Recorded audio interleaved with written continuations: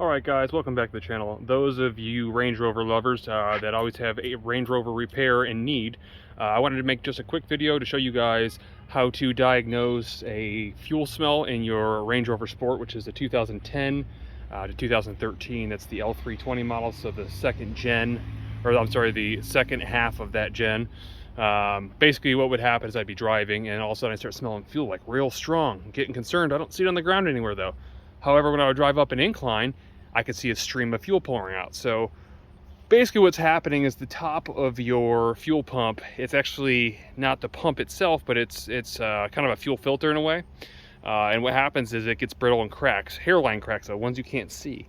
So I was able to repair mine. Most of the time you probably won't be able to, but I couldn't find anything online to show a write-up on how to fix this. So I'm going to kind of give you guys a quick run through here as to what I did to do it. First, you want to unplug your battery. You want to put it up all the way up on lift. You are going to have to end up jacking it anyways, but put your lift all the way up, it'll help you.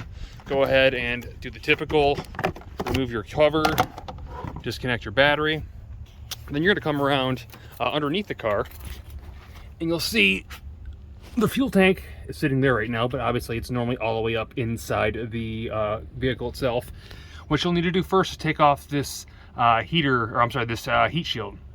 The heat shield is held in by, I don't know, maybe 3 10mm bolts and 2 10mm nuts, as you see right there.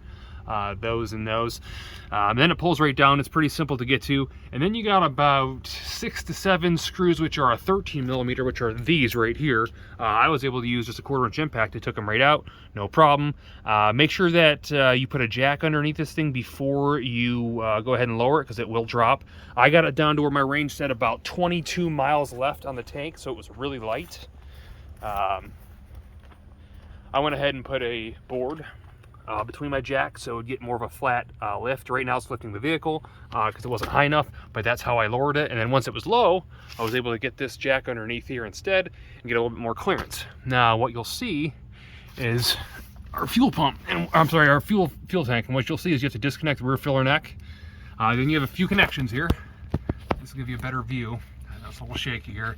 First, you're going to disconnect your I don't know if it's a PVC or whatever they want to call it, but the breather line here. And then there's another one you can't hardly see right there. You're going to disconnect. Then you'll disconnect the power here. And the last thing you'll disconnect is the output hose, which is this one right here. Well, you can't really see it right here. That's output, and it actually says it on top of the fuel pump. You'll just simply pinch these right here, pull them out. Make sure you put a rag over top of it, because there's going to be a lot of fuel. I got some in the eyes. It wasn't very fun, but it's a pretty straightforward thing to do.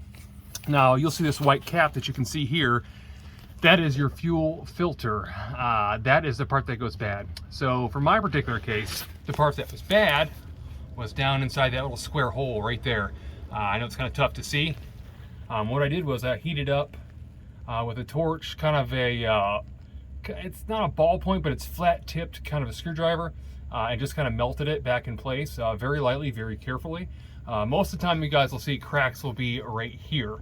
That's a typical spot, and it's hard to see, but usually the areas that are broken are clean compared to the rest of the fuel pump. So again, all I had to do was heat up something and basically fix a tiny little crack that I couldn't even see, which luckily it was in that little squared area, so I was able to kind of just fill it in. Most of you won't be able to do that, and what you'll have to do is you'll have to actually take the outer lip that holds it on, and you'll have to hammer it counterclockwise on the edges, unless you got the special tool to get it off. I do not. Anyways, it'll remove that. You'll pull out the O-ring, and then the top of that will come out, and you'll replace it. So it's pretty straightforward. Again, I didn't see anything online about replacing this stuff, and I know it's dangerous driving around. The amount of fuel I was smelling, I knew it was right next to the muffler. It's not a good thing. So you guys will want to get that replaced. The cheapest place I found this filter is actually on Rock Auto for like 58 bucks.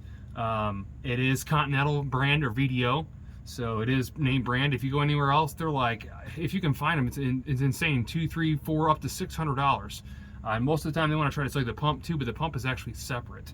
So, any case, that was just a quick video for you guys. I just wanted to show you an easy fix. It's not too hard. Again, the keys here are to drain your fuel as much as you can by driving it. Get it down, like I said, I got it down to like 22 or 25 miles left in the tank. So it was really light, it's real easy to move. And then make sure, like I said, you're just careful on lowering this thing down, not just dropping it down. It's not heavy, but you don't want it to drop and pull any of your lines out. So that's just a quick video for you guys. I hope you found it helpful. If you did, obviously you know the drill. Throw that thumbs up, subscribe if you're not already, and it's been a pleasure.